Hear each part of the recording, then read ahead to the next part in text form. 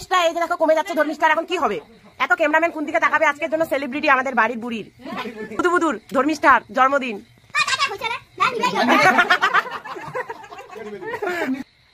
Birthday to you, birthday to you, happy birthday dear Dharmistha, happy birthday to you.